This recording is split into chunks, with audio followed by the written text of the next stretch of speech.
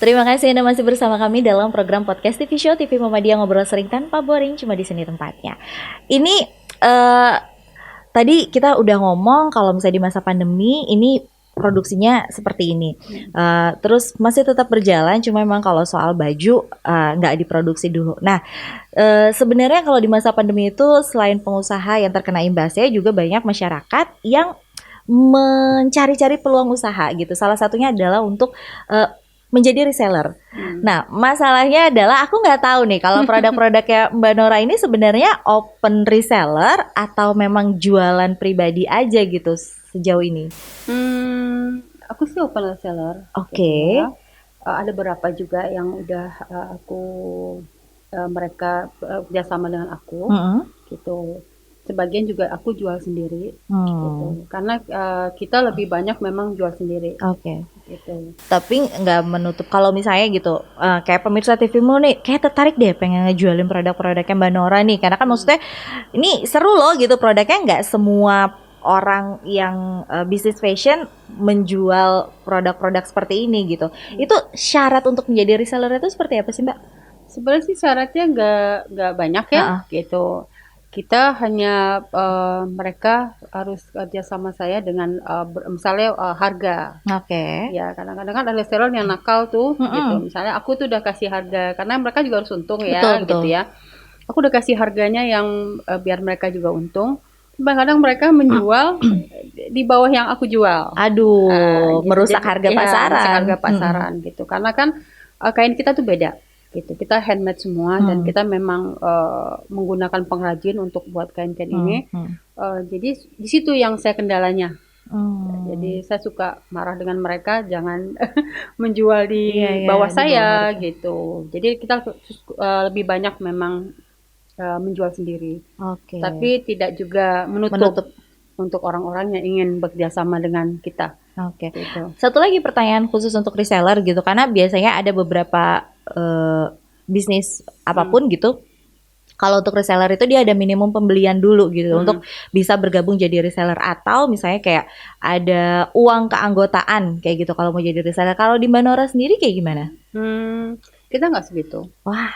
Kita lebih memudahkan gitu, memudahkan mereka untuk bekerja sama. Karena kan untuk masa pandemik ini, kalau mereka harus kasih uang ke saya dulu, kasihan gitu. Sementara ya, emang itu kita pengen bantu orang untuk berbisnis gitu kan. Jadi aku memudahkan untuk mereka, oke deh, nanti mereka minta foto-foto yang dari kita, kita kirim, mereka banyak berapa, mereka laku, mereka baru kasih ke saya.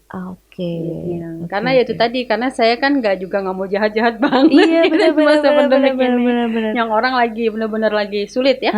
Gitu. Kalau saya pakai terlalu banyak aturan, mereka kasihan. Gitu. Yang penting saya bilang sama mereka, kita saling menguntungkan, jangan saling menjatuhkan. Gitu. Karena menjatuhkan nanti kita sama-sama jatuh semua. Iya, soalnya kondisi seperti ini, betul. Salah sedikit kita bisa jatuh semuanya. Betul. Hanya itu aja yang saya bilang ke mereka. Harus ada kerjasama yang baik. Nah, caranya kalau mau jadi reseller kayak gimana? Kemana hubunginnya?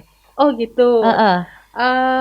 Aku kalau itu kita ada yang tim khusus yang buat itu ya. Oke. Ada alamat email atau media sosial yang nanti kita cantumin di bawah ya. Jadi buat para pemirsa TVmu yang emang tertarik nih pengen jadi resellernya Mbak Nora untuk menjual produk-produknya, boleh banget ini nomor telepon atau alamat email dan segala sesuatunya udah kita cantumin di bawah, tinggal dicatat aja, nanti bisa dihubungi, nanti bisa ditanya lebih lanjut kira-kira kerjasamanya tuh harusnya seperti apa. Nanti aturan-aturannya juga di situ ada. Boleh. Nah, ini tadi ngomongin tentang resellernya, tapi juga ternyata Mbak Nora tadi bilang lebih banyak jual sendiri nih. Sebenarnya kalau di Mbak Nora sendiri, Mbak Nora tuh buka butik secara offline atau jualnya online aja? Kita ada online juga, ada butik juga. Gitu. Jadi setiap brand itu mereka punya ini sendiri. Seperti Febiola dia punya tempat sendiri. Expose punya tempat sendiri dan Batik Olah itu punya tempat sendiri. Oke. Gitu. Di mana aja itu tempatnya? Kita satu gedung. Itu di Jakarta Pusat ya. Saya Jakarta Pusat. di satu gedung itu kita Di apa Mbak? Boleh sebutin aja, nggak apa-apa. Jadi nanti biar pada main ke sana gitu oh untuk ya, aku sih ngeliat-liat. di Tamrin City. Ah, di Tamrin City. Tamrin Oke, di City lantai. di lantai dasar 1 Oke, gitu. tinggal cari Ya, yang aja. mau Heeh. silakan. Tinggal cari aja nama ada brand Febiola di Ya, situ. Febiola, terus Expose, Expose satu dan lagi Ola Butik. Olah Butik. Tinggal dicari aja Uh, pakai di Tamrin City lantai 1. Di situ ya, semua ada lengkap. Jadi kalau misalnya mau penasaran gitu, kalau misalnya di sini mungkin aku cuma ngasih lihat sedikit gitu. Nah, kalau di sana tuh ada lengkapnya. Kalau pengen beli boleh, pengen jadi reseller juga langsung datang ke sana dulu kali ya buat oh boleh, ngeliat-liat boleh, juga boleh. boleh banget kayak gitu. Iya, iya. Nah, biasanya kalau sepengetahuan aku gitu selama pandemi ini berlangsung, toko-toko offline itu berpengaruh banget gitu. Orang lebih banyak menjual di online. Mbak Nora ngerasain itu atau gimana? Kalau aku dua-duanya sih. Dua-duanya tetap Ya, berjalan beriringan. berjalan Wah, beriringan gitu. bagus Karena bagus. di online juga alhamdulillah, terus di tempat kita di Tamrin City juga ya alhamdulillah gitu. Alhamdulillah. Ya. Emang benar-benar royal customer-nya mungkin dijaga banget kali ya. Iya, kita sangat menjaga customer-customer kita Heeh. gitu. Jadi kalau kita ada yang baru, kita langsung info ke mereka gitu. Oke. Tadi udah sempat bilang sama aku customer dari luar Indonesia pun banyak. Yang paling jauh tuh customer-nya di mana, Mbak? Belanda. Di Belanda. Gimana ceritanya bisa sampai ke Belanda itu produknya? Produknya itu ke Belanda jadi karena banyak ya customer mereka dari mulut ke mulut biasanya gitu. Jadi mereka datang, di customer saya itu kalau dia ke Indonesia, dia pasti akan singgah ke tempat saya. Gitu. Dan ada juga yang mereka dari Belanda itu untuk hanya oleh-oleh saja. Mereka untuk rekan-rekan mereka yang di Belanda gitu. Seperti itu. Oke. Benar-benar karena biasanya kalau oleh-oleh untuk keluar negeri itu segala sesuatu yang otentik dengan negara itu sendiri gitu, dan batik ini kan otentik banget nih sama Indonesia gitu. Jadi memang dibeli khusus buat oleh-oleh. Wah, seru, lucu. Nah, sekarang kita ngebocorin sedikit tentang omset. Ini pasti pemirsa TVmu juga penasaran gitu. Bisnis dari tahun 2006 sampai tahun 2020, saya yakin punya lika-liku pasang surut yang luar biasa gitu. Tapi pasang surutnya kita ngomonginnya nanti dulu. Belakangan saya pengen tahu omsetnya dulu. Omset terbesar yang pernah didapat sampai dengan saat ini. Biar orang-orang semakin terpacu. Kita omset kita terbesar itu kita bisa per hari di belum masa pandemi itu bisa 100 sampai 50 juta sampai 100. Wow. Itu per hari. Pas sekarang pandemi ini agak sedikit jauh. Jauh ya, karena saya bilang tadi karena customer kita dari luar itu stop mereka untuk belanja. Beli. Jadi menurunnya sangat jauh. Berapa kalau sekarang di masa pandemi ini? Sangat jauh sekali. Presentasinya berapa persen perbedaannya? Perbedaannya itu sekitar 70%. Wow, lumayan banget ya. Tapi untungnya Mbak Nora masih tetap optimis untuk berpikir lagi nih harus produksi apa ya biar bisa tetap jalan usaha. Itu sih yang tetap harus dipegang gitu, buat jangan berhenti gitu walaupun usahanya mungkin ngerasanya pendapatan ya berkurang, tapi jangan sampai berhenti berusaha juga gitu untuk tetap berkarya. Nah, ini pasang surut lika-likunya itu 14 tahun loh gitu. Ini pasti banyak banget. Pernah gak sih mengalami kerugian yang nggak pernah terbayangkan gitu maksudnya? Ya banyak. Misalnya kita percaya sama orang, tapi orang itu tidak menjalin kepercayaan yang baik dengan kita. Gitu. Kita ngasih mereka barang banyak, tapi mereka tidak bayar. Lari gitu. Jadi banyak deh yang hal-hal seperti itu gitu.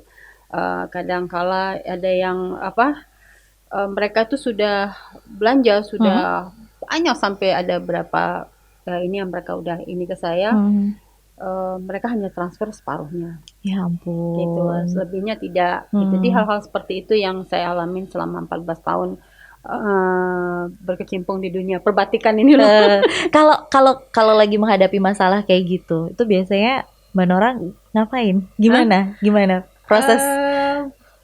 Prosesnya larinya ke Tuhan. Ya. Benar. Ya. Karena saya berpikir sesuatu ini kan ada yang punya. Gitu. Jadi saya pikir ya mungkin itu belum rezeki saya. Karena kalau kita pikirin hal-hal yang ini kita jadi stres sendiri. Stres jadi mau marah, mau teriak gitu. Cuman aku pikir aku buat apa aku teriak gitu. Karena toh aku nggak, orang itu ditelepon, di apa semuanya kan nggak bisa gitu. Jadi aku pikir ya sudahlah gitu. Tapi ya itu tadi ya akan kembali lagi rezeki yang kita yang hilang itu akan insya Allah akan kembali lagi. Jadi aku yakin itu gitu. Seperti itu. Ini 14 tahun pasang surutnya nggak semua orang bisa gitu sebenarnya melewati itu gitu, karena kan yang namanya pengusaha nggak mungkin nggak rugi sebenarnya. Pengusaha itu harus merasakan rugi dulu baru nanti bisa melesat lagi gitu, karena itu prosesnya memang harus itu gitu. Tapi butuh kekuatan yang luar biasa juga gitu untuk akhirnya merelakan ya sudahlah kayak gitu, ya sudahlah itu, ya sudahnya itu tuh pasti itu prosesnya berapa lama tuh untuk rela gitu. Cukup lama Ya, tapi memang harus dijalani dan harus dilewati semuanya.